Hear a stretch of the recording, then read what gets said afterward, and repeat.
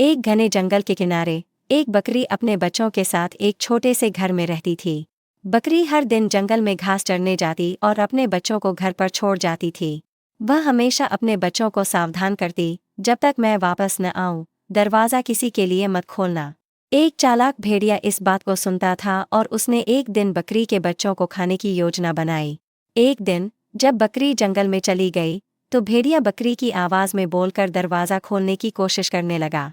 उसने दरवाज़ा खटखटाया और कहा, बच्चों, दरवाज़ा खोलो, मैं तुम्हारी माँ हूँ। बकरी के एक छोटे से बच्चे ने कहा, पहले हमें अपना पैर दिखाओ, ताकि हम जान सकें कि तुम हमारी माँ हो। भेड़िया ने अपना काला और मोटा पैर दिखाया।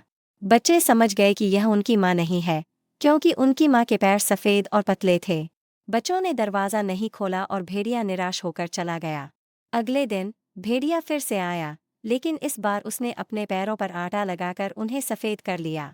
उसने फिर से बकरी की आवाज़ में दरवाज़ा खटखटाया और कहा, बच्चों, दरवाज़ा खोलो, मैं तुम्हारी माँ हूँ। बच्चों ने फिर से पैर दिखाने को कहा। इस बार भेड़िया ने अपने सफ़ेद पैरों को दिखाया। बच्चों ने सोचा कि यह उनकी माँ है और दरवाज़ा खोल दिया।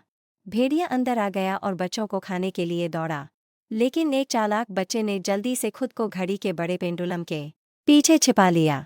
बाकी बच्चों को भेड़िया ने पकड़ लिया। जब माँ बकरी घर लौटी, तो उसने देखा कि घर का दरवाज़ा खुला है और उसके बच्चे गायब हैं। वह बहुत परेशान हुई और अपने बच्चों को ढूंढने लगी। अचानक छिपे हुए बच्चे ने अपनी माँ को सब कुछ बताया। माँ बकरी ने तुरंत जंगल में जाकर भेड़िया को ढूंढा, जो एक पेड़ के नीचे सो रहा था।